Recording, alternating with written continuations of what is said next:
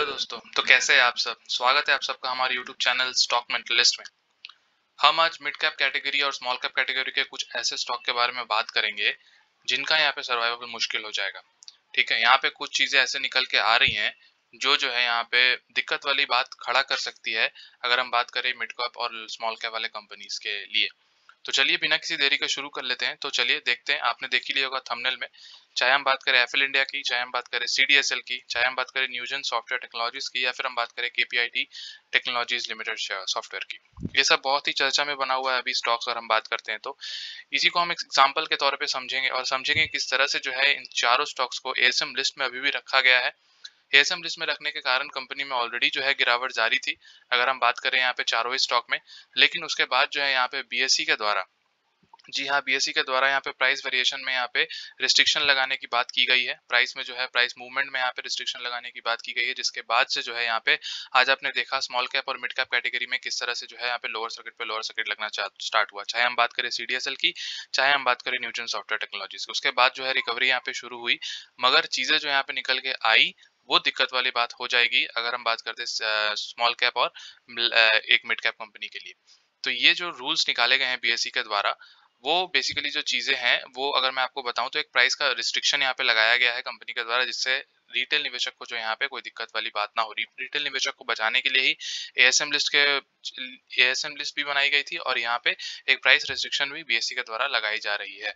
तो चलिए देख लेते हैं किस तरह से जो है यहाँ पे ये चीजें निकल के आ रही है। मैं आपको ये भी बताऊंगा ये कंपनी जो है वो चारों एएसएम लिस्ट से जो है वो कब बाहर आएगी, ताकि आपका जो है रिस्ट्रिक्शन यहाँ पे सारा कुछ क्लियर हो जाए कि कंपनी इतनी गिरावट क्यों दिखा रही है, इसके पीछे का कारण क्या है, और सब कुछ आपको क्लियर हो जाए अगर आप इन सब चारों स्टॉक्स में आप शेयर होल्डर हो तो चलिए शुरू कर लेते हैं। पहली बात कर लेते हैं एएसएम लिस्ट की। मैंने आपको बताया ये चारों स्टॉक जो है वो आपका यहाँ पे एएसएम लिस्ट में लाई करते हैं लॉन्ग टर्म कैटेगरी में। ठीक है, चाहे हम बात करें एफएल की, एफएल का आपको पता होगा लॉन्ग टाइम हाई जो है 6200 का है। काफी ज्यादा यहाँ पे करेक्शन कंपनी दिखा चुकी है, 30% के ऊपर करेक्शन कंपनी दिखा चुकी है। कंपनी के हाल ही में क्वार्टर के रिजल्ट्स आए, जिसके बाद से जो है कंपनी में थोड़ा बहुत गिरावट और जारी है। अगर हम बात करते हैं तो मैक्सिमम चार्ट पैटर्न देख ले किस तरह से जो है कंपनी ने यहाँ पे अच्छा खासा यहाँ पे डाउनफॉल यहाँ पे नजर आ रहा है। कंपनी मैंने आपको बताया था किस तरह से जो है यहाँ पे एडवर्टीजमेंट में काम करती है अगर हम बात करें तो और जिस तरह से जो है कंपनी का विजन इनके चेयरमैन कहते हैं सोहम खन्ना, तो फ्यूचर में काफी अच्छा एक स्टॉक बन सकता है। मगर जैसे मैंने आपको बताया था कंपनी में अगर हम रैली देख लेते हैं तो एक साल में यहाँ पे करेक्शन के बाद रैली 100% दिखा रही है। अगर हम 5 साल का रैली देख लेते हैं तो 391, अगर ऑल टाइम देख लेते हैं तो कंपनी हाल ही में लिस्ट हुई 2019 में, और उसके बाद से जो है कंपनी में यहाँ पे ऑल टाइम 400% का रिटर्न कंपनी देके जा चुकी है आफ्टर करेक्शन। ठीक है, तो ये कंपनी जो है सेबी का लिस्ट नजर पे आई और इसको जो है एएसएम लिस्ट में उठाकर डाल दिया। काफी समय से ये एएसएम लिस्ट में है। चाहे हम बात करें सीडीएसएल की, चाहे सेंट्रल डिपॉजिटरी सर्विसेज की हम बात करते हैं तो ये आपको पता होगा कि ये डिपॉजिटरी सर्विस में बेसिकली काम करती है। अगर आपका जैसे गोल्ड हुआ, डिजिटल गोल्ड हुआ, बॉन्ड्स हुआ, ठीक है, शेयर्स हुए या फिर ईटीएफ हुआ, एवरीथिंग जो है डिजिटल फॉर्म में कहाँ स्टोर होते हैं, एक डिपॉजिटरी होता है जहाँ पे स्टोर होता है। इंडिया में दो ही डिपॉजिटरी है, चाहे हम बात करें एनएसडीएल और सीडीएसएल की।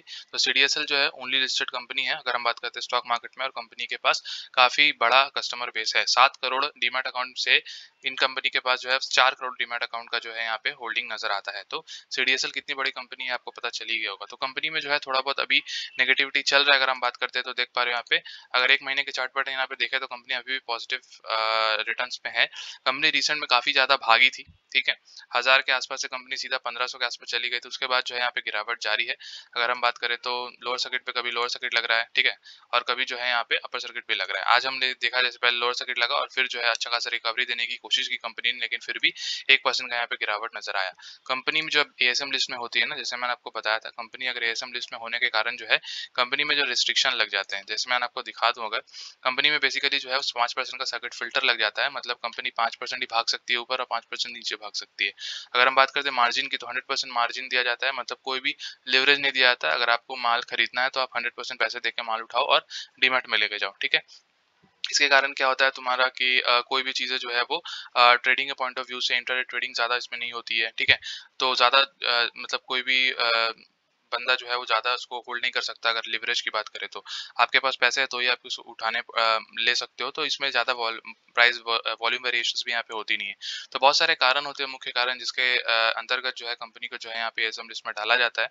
एएसएम लिस्ट में मैंने आपको बताया जैसे कि ये चारों कंपनी, चाहे एमएफएल की बात करें, सीडीएसएल की बात करें, न्यूजन सॉफ्टवेयर की बात करें या फिर केपीआईटी टेक्नोलॉजीज की बात करें, सारों कंपनी जो है यहाँ पे एएसएम लिस्ट में ही लाई करती है। और ये सब कारण होते हैं जिसके कारण जो है यहाँ पे इन सबको एएसएम लिस्ट में डाला जाता है। चाहे हम बात करें हाई लो वेरिएशंस की, मतलब अगर प्राइस वेरिएशन से बहुत ज्यादा हो, कभी ऊपर कभी नीचे, कभी ऊपर कभी नीचे, तो वो सेबी की नजर पे आती है, उसको डालता है एएसएम लिस्ट में। क्लाइंट कंसंट्रेशन हो, मतलब समझ लो कि कुछ हाई नेटवर्थ कंसंट्रेटेड क्लाइंट जो है वो आपस में कार्टेल बना के एक दूसरे को माल खरीद और बेच रहे हैं, तो उसमें क्या होता है, प्राइस का वॉल्यूम बढ़ता है और वॉल्यूम बढ़ने के कारण जो है प्राइस भी बढ़ता है। तो इसमें बेसिकली जो है वो क्लाइंट कंसंट्रेशन भी देखा जाता है कंपनी की तरफ से। अगर ऐसा कुछ नजर आता है कंपनी को तो सेबी इसको उठा के फिर डालती है एएसएम लिस्ट में। प्राइस वेरिएशन भी देखा जाता है, close to close price variation है या नहीं है, ठीक है। मार्केट कैपिटलाइजेशन अगर बहुत तेजी से बढ़ रहा है, मतलब अगर मान लो शेयर का जो गेन है वो बहुत ज्यादा तेजी से बढ़ रहा है, एक साल में 6%, एक साल में 600%, 800%, 1000% का रिटर्न अगर कंपनी देके जा रही है, तो यहाँ पे मार्केट कैप भी उसी तरफ से बढ़ रहा है, तो उसको रोकने के लिए यहाँ पे बेसिकली जो है कंपनी इसको डालती है एएसएम लिस्ट में और उसके ऊपर इन्वेस्टिगेशन स्टार्ट करती है। पर वॉल्यूम वेरिएशन भी अगर बहुत ज्यादा हो, मतलब अगर मान लो कभी बहुत ज्यादा वॉल्यूम ट्रेड हो रहा हो, कभी एकदम लो कंसेंट्रेट वॉल्यूम ट्रेड हो रहा हो, ठीक है, तो वो भी चीज कंपनी देखती है। डिलीवरी परसेंटेज देखती है, डिलीवरी परसेंटेज से अनुमान लगा जाता है किस तरह से कंपनी में जो ट्रेडिंग हो रही है और किस तरह से जो है कंपनी को डीमैट में ले जाया जा रहा है। नंबर ऑफ यूनिक पैन अगर हम बात करते हैं तो मतलब यूनिक आइडेंटिफिकेशन नंबर से इसमें ट्रेडिंग हो रही है नहीं हो रही है, जितना भी उठाया जा रहा है। पी लास्ट में आता है, अगर profit price to earning ratio की अगर बात करें तो पी अगर बहुत ज्यादा बढ़ जाता है तो कंपनी जो है बेसिकली ये सब चीजें जो है कंपनी एएसएम लिस्ट के अंतर्गत जो है रिटेल निवेशक को सुरक्षित करने के लिए ही करती है। और बीएसई ने जो चीज लाया है यहाँ पे, बीएसई ने जो यहाँ पे प्राइस रिस्ट्रिक्शन लाए हैं वो भी जो है यहाँ पे बेसिकली जो है किस किस लिए लाए हैं यहाँ पे, रिटेल निवेशक को सुरक्षित करने के लिए लाए हैं। तो बेसिकली जो देख पा रहे हो यहाँ पे, this framework shall be applicable on security shortlisted based on pre defined objective criteria as below. तो प्राइस मूवमेंट जो है, अगर इस तरह से प्राइस मूवमेंट होता है कंपनी का, तो जो है यहाँ पे बीएसई जो है वो इस तरह का चीजें यहाँ पे प्राइस रिस्ट्रिक्शन लगाएगी कंपनी। तो बेसिकली जो चीज यहाँ पे नजर आ रही है, मैं आपको अगर समझाऊं यहाँ पे, तो रेफरेंस प्राइस अगर समझ लेते हैं एक्स है, मतलब एक्स का मतलब अगर 100 रुपये समझ लेते हैं, ठीक है। अगर 6 महीने में कोई भी स्टॉक का प्राइस अगर 100 से 600 के ऊपर चला गया, मतलब 600% के ऊपर का रिटर्न अगर कंपनी 6 महीने के अंतर्गत देके चली जाती है, तो वो कंपनी जो है इसके अंदर आ जाएगी, ठीक है। इस मतलब वो लिस्ट के अंदर आ जाएगी बीएसई के द्वारा, और बीएसई जो है उसको क्या पे रख देगा, बीएसई जो है उसको उठा के जो है वो लिस्ट में रख देगा और उसके ऊपर रिस्ट्रिक्शन लगाएगा, प्राइस का रिस्ट्रिक्शन। अब वो रिस्ट्रिक्शन कैसे लगाएगा वो मैं आपको समझाऊंगा थोड़ी देर में, ताकि आपको आइडिया क्लियर हो जाए और आप एक स्मॉल कैप और मिड कैप कंपनी के इन्वेस्ट करने से पहले आपको ये आइडिया समझ में आया कि एएसएम लिस्ट किस तरह काम करता है। प्लस अगर हम बात करें यहाँ पे जो बीएसई यहाँ पे लगाने जाना है रिस्ट्रिक्शन प्राइस के ऊपर, वो किस तरह से काम करता है, ठीक है। तो यहाँ पे अगर 600 के ऊपर का यहाँ पे अगर प्राइस जाता है 6 महीने के अंदर, तो ये उसके लिस्ट में आ जाएगी। बीएसई जो है इसको एक लिस्ट में उठा के डाल देगा। अगर मान लो नहीं जाता है 600%, 500% जाता है, मगर ओवरऑल अगर एक साल में 12% के ऊपर चला गया, ठीक है, मतलब 1200% के ऊपर चला गया, तो फिर वो कंपनी उसी कैटेगरी में वापस आ जाएगी। 2 साल में अगर 200% के ऊपर, मतलब 20 गुना ज्यादा हो गया, मतलब 100 रुपए का माल अगर 2000 हो गया, ठीक है, तो वो उस लिस्ट में आ जाएगी। अगर 3 साल में वो 100 रुपए का माल अगर 3000 हो गया, ठीक है, तो 3 साल में 3000% का रिटर्न कोई भी कंपनी देके नहीं जाती। ये सब का जो रिस्ट्रिक्शन है वो सिर्फ स्मॉल कैप और मिड कैप में लगाया जाएगा। लार्ज कैप इतना भागती भी नहीं है, तो इस तरह का रिस्ट्रिक्शन उसमें लगाने की पॉसिबिलिटी तो नजर नहीं आती है। तो यहाँ पे मिड कैप और लार्ज कैप समझ में आ गया होगा।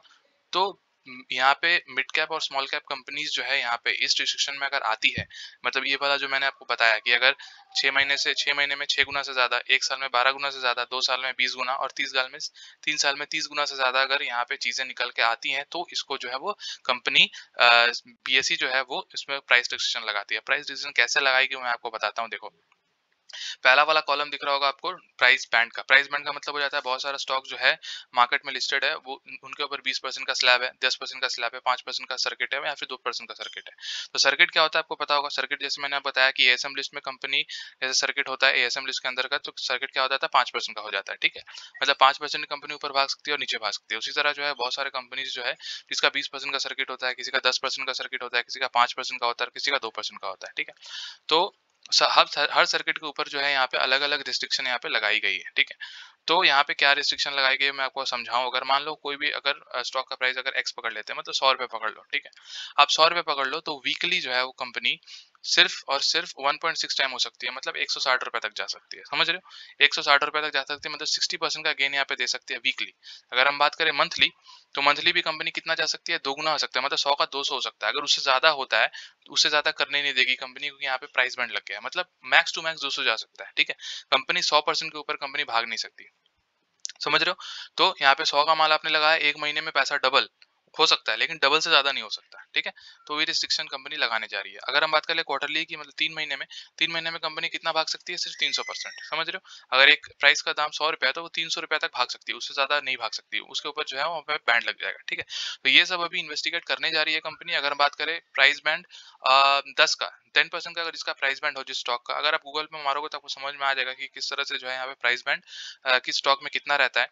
तो अगर जिस स्टॉक का यहाँ पे 10% का यहाँ पे प्राइस बैंड है, उसके अंदर कितना कितना वेरिएशन हो सकता है, उसके अंदर वेरिएशन हो सकता है यहाँ पे 30% का, मतलब 100 रुपए का स्टॉक जो है वो 130 रुपए तक मैक्सिमम जा सकता है। और गिर भी सकता है तो 0.75% ही गिर सकता है, मतलब 75 रुपीज तक ही गिर सकता है, उससे कम नहीं गिर सकता वीकली की अगर हम बात करें तो, ठीक है। तो बेसिकली यहाँ पे अगर हम बात करते हैं मंथली की, तो मंथली में 60% के ऊपर जा सकता है, मतलब 100 रुपए का माल 160 रुपए, और अगर हम क्वार्टरली की बात करें तो यहाँ पे 200% तक जा सकता है, मतलब अगर हम बात करें 100 रुपए का माल 200 रुपए तक हो सकता है, ठीक है। उसी तरह अगर 5% का सर्किट लगा हुआ है तो मैक्सिमम 20% भाग सकता है वीकली में, 30% भाग सकता है मंथली में, और क्वार्टरली में जो है यहाँ पे 60% भाग सकता है। अगर 2% का सर्किट लगा हुआ है तो यहाँ पे वीकली में 10%, मंथली में 20% और क्वार्टरली में 30% जो है यहाँ पे भाग सकता है। तो ये चीज समझ में आ गया होगा किस तरह से जो है कंपनी रिस्ट्रिक्शन लगाएगी।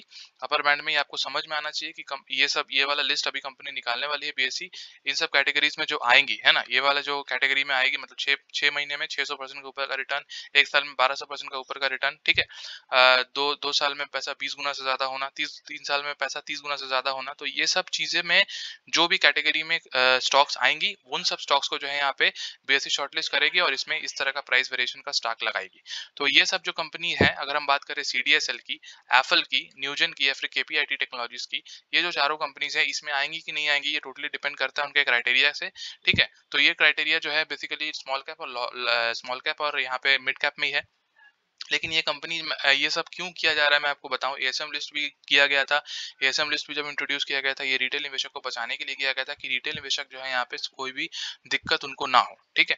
तो उसी तरह से जो है यहाँ पे बीएससी रिस्ट्रिक्शन लगा रहे हैं, क्योंकि यहाँ पे क्या होता है कि कोई भी कंपनीज में इतना ज्यादा फ्लक्चुएशन हो जाता है कि महीने महीने में आपको 400%, 500%, अगर साल की बात करें तो 3000%, 4000% का रिटर्न कंपनी देके जाती है। सब स्मॉल कैप कंपनीज में होता है, ठीक है। 10-10 रुपए का अगर हम बात करें स्टॉक्स 3-3 हजार, 4-4 हजार का हो जाता है, ठीक है। तो वो चीज उसमें क्या होता है, फिर वो वाला प्राइस पम्प कर देते हैं स्मॉल जो ऑपरेटर्स होते हैं, फिर जाके यहाँ पे कुछ कॉपरेटर्स के कार्टल्स होते हैं आपस में मिलके, और फिर जो है पूरा प्राइस को डंप करके यहाँ पे पूरा पैसा रिटेल का निकाल के ले जाते हैं।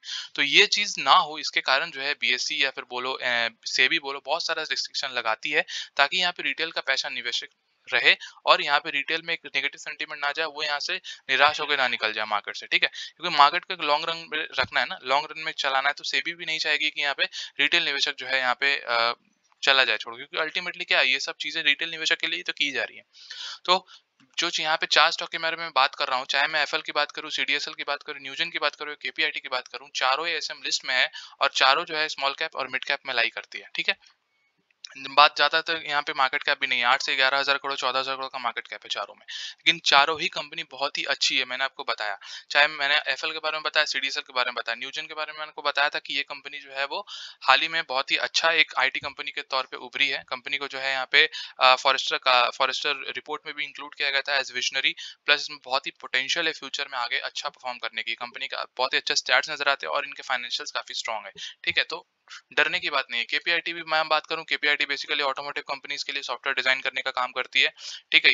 ये टोटली सॉफ्टवेयर कंपनी नहीं है, सिर्फ ऑटोमोटिव इंडस्ट्री में एक नीश में काम करती है, और कंपनी काफी अच्छे तरीके से ग्रो कर रही है। अगर मैं बात करूं तो जितने भी मॉडर्न टेक्नोलॉजी से कार्स बनती है, उनमें सॉफ्टवेयर जो एनेबल्ड होती है, वो सब देने का काम जो है, वो सब सॉफ्टवेयर टेक्नोलॉजीज का जो काम होता है वो केपीआईटी टेक्नोलॉजीज करती है। और अच्छा खासी यहाँ पे इनका गेन है, इनके इनके अच्छे खासे यहाँ पे चाहे मैं बात करें बड़े-बड़े क्लाइंट्स भी हैं इनके, काफ़ी अच्छे तरीके से जो है ये ग्रो कर रहे हैं, इनके फाइनेंशियल्स भी काफ़ी स्ट्रॉन्ग नज़र आते हैं। तो चारों कंपनी एएसएम है जिसके कारण जो है यहाँ पे वॉल्यूम लॉस होता है, मैंने आपको बताया, ठीक है? एएसएम में रहने के कारण जो है कोई भी कंपनी बेच के नहीं निकल सकता है, कोई भी ह्यूज क्वांटिटी वहाँ पे सेल आउट नहीं हो सकती, क्योंकि जैसे ही सेल आउट होगी वो सर्किट लग जाएगा और फिर जो है यहाँ पे उसके बाद आप खरीद बेच सकते नहीं हो, ठीक है? तो बाद अभी खरीदा भी नहीं जाता, बेचा भी नहीं जाता, इसलिए मैं आपको बताऊँ कि यहाँ पे गिरावट जो जा रही है, चाहे हम बात करें यहाँ पे एफएल इंडिया की, चाहे हम बात करें यहाँ पे सीडीएसएल की, चाहे हम बात करें न्यूटन सॉफ्टवेयर की, या फिर हम चाहे बात करें केपीआई टेक्नोलॉजीज की। तो जो भी इसके शेयर होल्डर्स है वो डरना मत, ठीक है? ये तो कंपनी गिरी ही नहीं है, ठीक है? लेकिन फिर भी ये एसएम लिस्ट में है, नजर आती है, कंपनी काफी अच्छी है, ठीक है? चारों ही कंपनी है। अब इसमें जो बीएसई रिस्ट्रिक्शन लगाने वाली है, प्लस एसएम लिस्ट ऑलरेडी लगा हुआ है, तो इसमें ऑलरेडी रिस्ट्रिक्शन है, प्लस बीएसई अगर इसमें बीएसई का लिस्ट में ये अगर आ जाती है तो फिर इनके लिए थोड़ा बहुत यहाँ पे दिक्कत वाली बात हो जाएगी, ठीक है? लेकिन कंपनी अगर अच्छा है, कंपनी अगर सही है, ठीक है, तो आपको डरने की आवश्यकता नहीं है। चाहे कोई भी लिस्ट में आ जाए, कंपनी अच्छा परफॉर्म करके जाएगी फ्यूचर के लिए, ठीक है? तो इन सब चारों में अगर आप शेयर होल्डर हो तो डरना मत, मैं खुद इसका शेयर होल्डर हूँ, तो डरने की यहाँ पे आवश्यकता नहीं है। बाकी मेरे को आपको समझाने का काम था कि बीएसई का जो नए-नए चीज़ें आ रहा है वो आपको समझना पड़ेगा, क्योंकि आप अगर न्यू स्मॉल कैप और मिड कैप में निवेश करते हो, तो ये सब चीज़ें आपके लिए जानना बहुत ही इंपॉर्टेंट हो जाता है। बाकी अगर आप इसका स्क्रीनशॉट लेना चाहते हो तो ले सकते हो। अगर कोई भी क्वेरी है इसके रिगार्डिंग कि क्या करना चाहिए मेरे को इन सब स्टॉक्स में, अगर मैं ऑलरेडी इन्वेस्टेड हूँ, या फिर कुछ ऐसा टाइप का कि आप इसमें कौन से लेवल पे इन्वेस्टेड हो, आपको क्या करना चाहिए, नहीं करना चाहिए, तो आप मेरे को अपना कमेंट सेक्शन में इसके बारे में पूछ सकते हो। और अगर ये रूल को समझने में कोई दिक्कत हुई तो मेरे को बताना, मैं आपको फिर से ये वाला बात एक दूसरे वीडियो में क्लियर करने की कोशिश करूंगा। Thank you very much for watching this video. अगर आपको मेरा काम पसंद आया तो सब्सक्राइब कर सकते हो हमारे चैनल स्टॉक मेंटलिस्ट को, और बेल आइकन को हिट कर लेना।